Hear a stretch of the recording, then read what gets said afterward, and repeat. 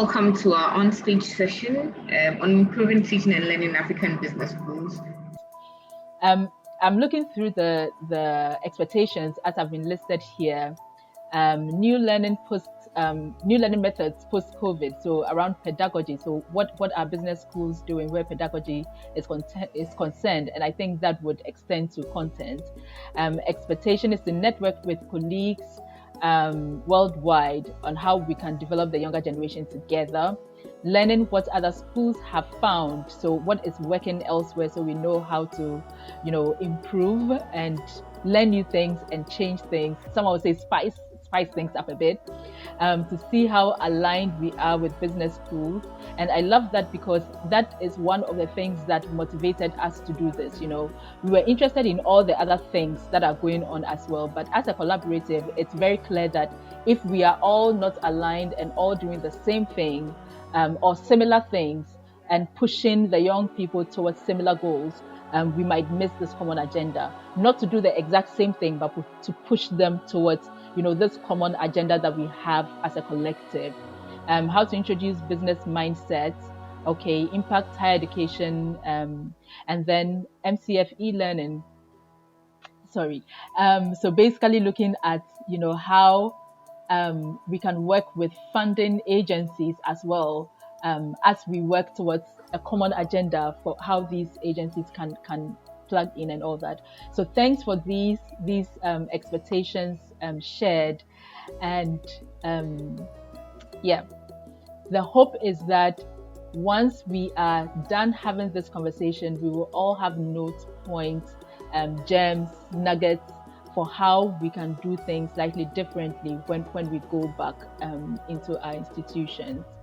And so the objective, like I mentioned earlier, is a working paper, a white paper at the end of all of this, which will be shared with everyone on this call. And the objective of that is so that, the conversations that are going to happen in small groups, and we are going to break out into small groups.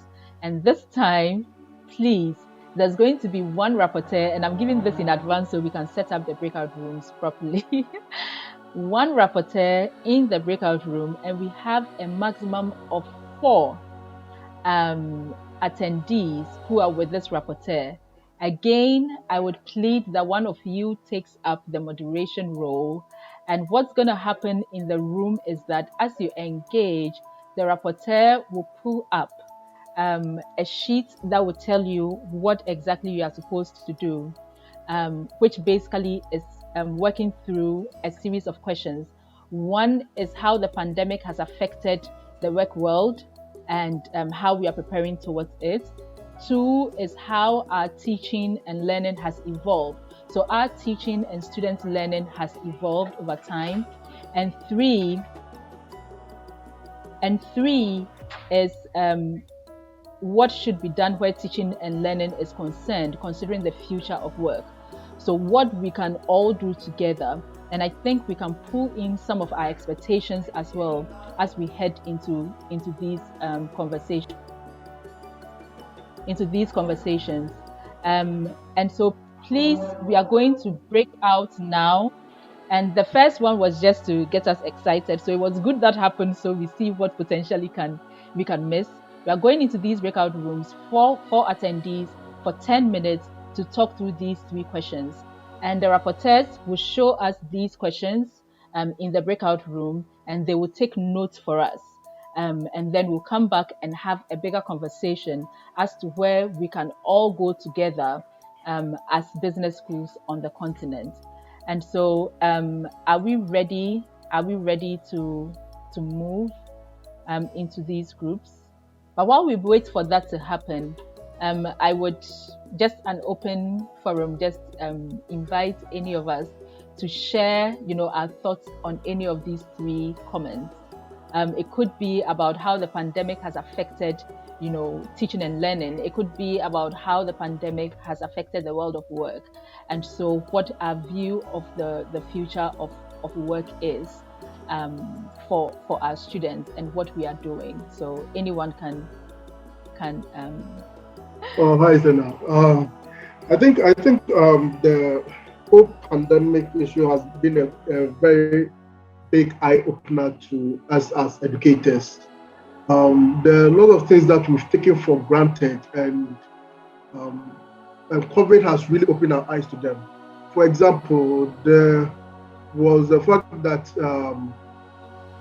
we could do distance learning and also trust our students to do independent work. But that goes to show us that that is not the reality on the ground.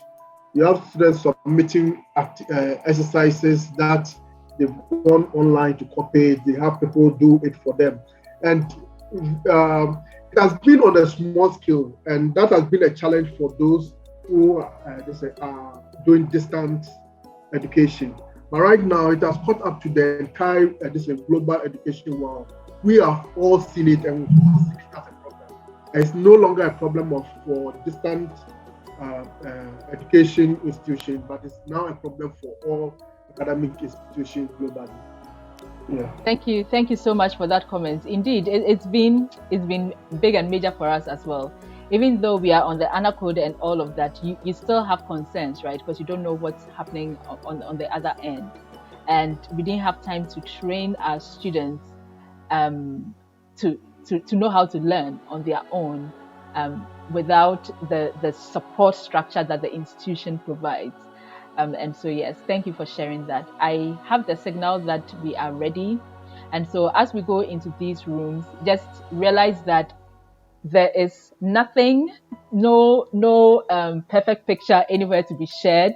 It is actually collecting from all of us and putting all these together into a document and sending to all of us so that we can pick lessons from each other. So let's really share and let's really, provide information to support each other as we work through business education on the continent together. And so please do open the breakout rooms now, and then yes, we'll move. Thank you so much. So we have everyone back.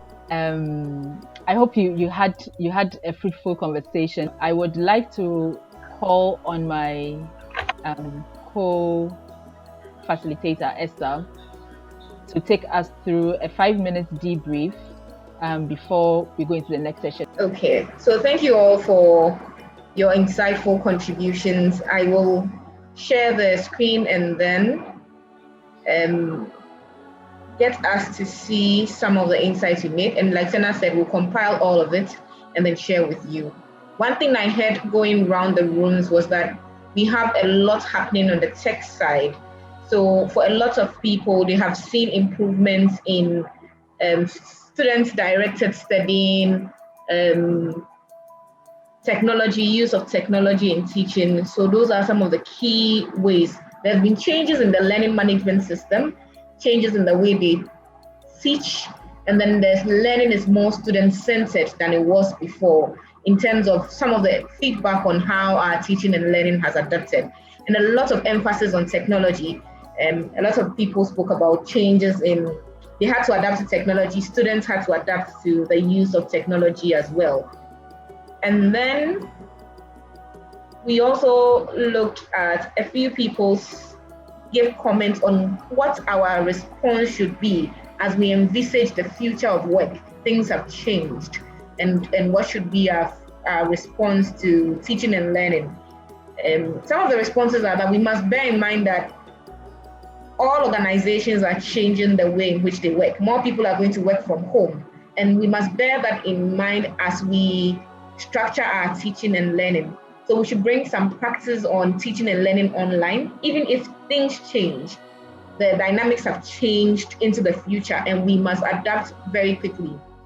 We must make sure that students who are not IT savvy start getting there very, very quickly. One thing that was said that was of interest to me was social support and emotional support for people who lost family during the pandemic, that in schools they have to be provided with support to be able to study much better. So IT training across, social support, and emotional support, those are some of the key things we need to put in place as we envisage the future of work going on. A lot of emphasis on the IT support. And for teaching and learning, we see a lot of comments on the blended learning, and that is in line with the future of work where we are going to have both working in person on site and then also working from home. And we must begin to, from the responses, we must begin to structure our educational systems to be able to respond more for that. Then we also have an opportunity to have interactions with other faculty and students around the world, even as we move into the blended learning style of teaching, so that they get a lot more exposure. I think that I will end here, even as I touch on the key things that we said. We'll compile everything, like Sena said, and would let you have it. Please let the conversation continue. But thank you so much, Esther, for summarizing it and bringing it all together for us. I'd like to ask, we'll be wrapping up in the next 2 minutes, but I'd like to ask if anyone has a burning comment that they would want to make, if something they really wanted to say that they haven't said yet. So just like 1 or 2 people to have the opportunity to speak and to contribute to the conversation. Karen, I'm going to call you whether you opt to speak or not, because I've missed you a lot. And so anyone who wants to add any burning comments? Okay, thank you. Actually, I was making a point, only just that I couldn't finish it and the time was due. I was making a comment, and the letter I want to add is that, we are now moving to the 4th industrial revolution, where technology is now going to replace humans' efforts of work. And then the time is coming that the kind of breed of students who enroll and the graduate that the graduate that exit out of the universities will not be able to fit the trend of job of the world market, especially with technology, if they are not technology inclined. So I think that we need to develop a model, and then we need to also involve our course and then a curriculum development in terms of our teaching, so that it will be able to meet the standard for the next future. Because I think most of us, looking at even in Africa, we train our students not on international standardized curriculum, but we train them according to how we have drafted our model to suit their condition and then the environment. But I believe that we need to use this opportunity of this pandemic to also institutionalize technology as a basis or as a standard of every aspect of our course development or the model of a curriculum, so that it will be able to give them the foundation. And also we should have in mind that we are preparing students for higher education, not just higher education, but also to be able to be relevant for international markets. In fact, because the labor market that we are looking at, we need to broaden our horizon to look at it from the point of where it is going to be that we are training students to meet international standards. And we cannot exempt technology out of that. Thank you so much. So that is the little I want to add to it. Yes. Yeah. Thank you. Thank you so Thank you much. too. Karen. Okay. Thank you, Sena, for that. I think I will pick up from David's point that we need a model and say that we cannot have a one-size-fits-all model. Because when I look at maybe my experience in a private university at Ashesi as a student and my experience as a lecturer in a public university, I understand that the characteristics of the students we are trying to train and develop are very different across boards. So we need to understand these differences and see how we can tailor whatever we offer, and bearing in mind that we only have a future that is common for all of them. So how can we still have a model that will work for the different sectors? And then to just say, I think it is possible to do the things we're talking about, put in technology. It's possible to get students to do independent work, even in the public institutions with the constraints that we face. What I see is it just takes a committed and dedicated educator to actually make this work, because it would take some sacrifices from us to make this work, especially when you are in the public universities. Thank you so much. Thank you so much for adding that on and bringing in the nuance of the private and public universities. So thank you so much. So on this note, I would like to say thank you. Say thank you as we move on to our next sessions, and have a good afternoon.